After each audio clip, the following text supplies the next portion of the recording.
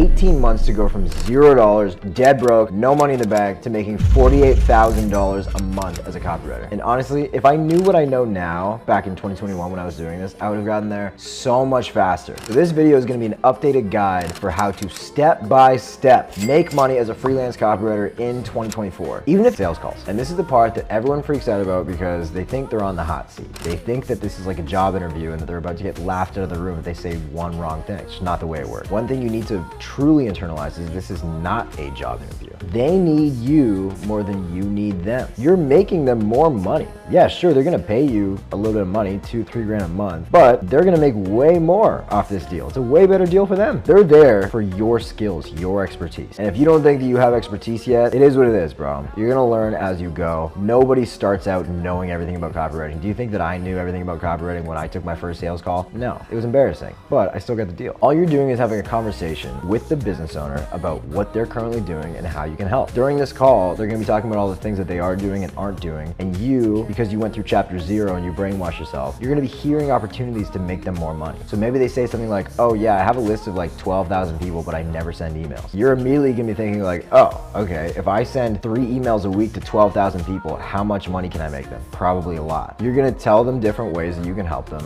and you're gonna make them feel better about their own business. They're gonna get excited because they're gonna be talking to you about how much money you're gonna make them with your skill, and they're gonna wanna hire you. They might ask questions about like, oh, are you new at this? Like, how do you know what you're doing? Da, da, da. And all you have to say is like, listen, like, you know, I'm not a veteran. I've been doing this for 20 years, but I found your business online. You look like you know what you're doing. You look like you have a great brand. I know that I'm good at copywriting. I know I'm good at copywriting. I know I am. And I know I can help. And I'm here. You know, this is, you know, something that I want to turn into a full-time thing. It's a side hustle right now, admittedly, but I want it to be a full-time thing. I know I can help you. I'm going to be here day and night trying to make this work for you because I like this business and I like you and I want this to work. If someone said that to me, my heart would melt. I would hire them in a heartbeat, okay? And then they ask your price and you're going to say $2,000 a month for 3 emails a week. And if you found the right client, 90% of the time, they're going to go, all right, cool. And then you're going to realize that that was a little bit too easy and you probably should have said a higher number, which that's okay because you'll learn that for next time. The next client you sign, you can say $2,500 a month or $3,000 a month. Or if you're like me, you can say $6,000 a month and you'll get there eventually. So chapter 4, you are onboarding your client. Now, for the uninitiated, onboarding is a fancy word for sort of bringing them into your life, making them feel welcome in your business. You're going to get the logins to the stuff that you're going to be using. So if you're running emails, you're probably going to be added to their ESP. An ESP is an email service provider. So that could be a lot of things. I use Klaviyo. Some people use ConvertKit. Some people use ActiveCampaign. Some people use MailChimp. Some people use SendLane. Some people use, I think that's it actually. But no matter what, they're just going to add you as a user on their account. And in this onboarding period, you want to set expectations, telling them what you're going to do, how long it's going to take, what the process is going to look like. And if you can, get them to set up a tracking link that you can use when you promote stuff in emails. And what that means is if you write an email and you promote something, the link that you use should be your tracking link so you know when you made sales for them. So if I make a link that's like whatever and then the extension is Mason email, I know that when I go into my dashboard and I'm looking at where all my sales came from, oh, Mason email made, you know, $500 today. This might be in the weeds, but your client will usually know what you're talking about. And remember to keep this process light and fun. The best part about working with a freelancer is you don't have to go through all the red tape of working with a big company or a big agency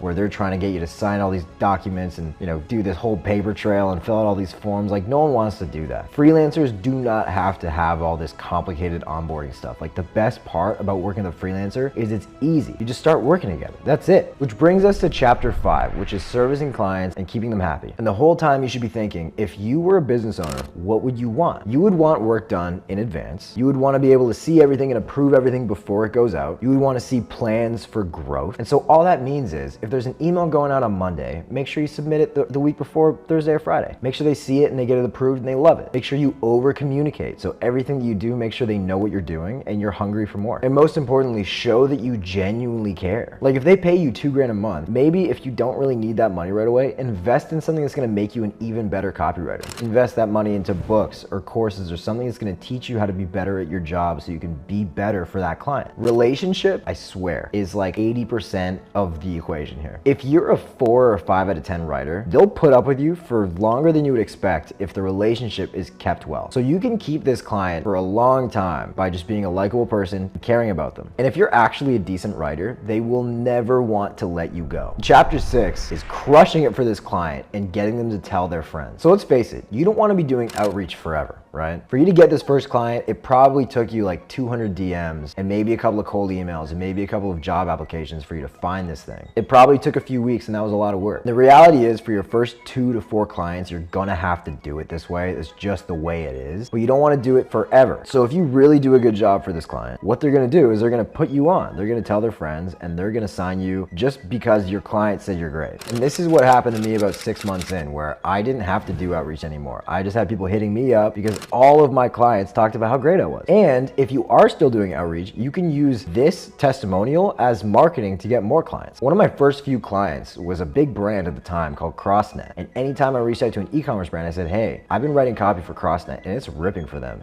I don't know if you know who CrossNet is, but you probably do. Do you want to get results like them? And it was so easy for me to sign more clients because I was working with CrossNet. Shout out Chris Mead. All of my top students do this. The person who's best at this is my younger brother, Griffin. He gets all of his business through referrals. I did an interview with him. He's at 50K a month now as a copywriter. So if you want to learn how he did that, click that somewhere on the screen. So just to recap, you're brainwashing yourself. You're learning the actual skill of copywriting by reading a bunch of copy, reading cash advertising, and actually writing copy yourself. And then you're learning sales, getting comfortable reaching out to people and trying to send as many DMs and emails as possible so you can find the perfect client for you. Then you're selling them on the skill, you're building a relationship with them, you're working with them for a long time, and you're making sure that you can leverage this relationship to get more clients so you can grow this business to 10, 20, 50K a month. And if you work fast on this and you work with the right people, it's very reasonable that you can get to 10K a month in 6 months. Maybe, if you're really good, 20K a month in 12 months. And like I said at the start, you have all the information available on this channel to learn for free. But if you want to work with me one-on-one and get your hand literally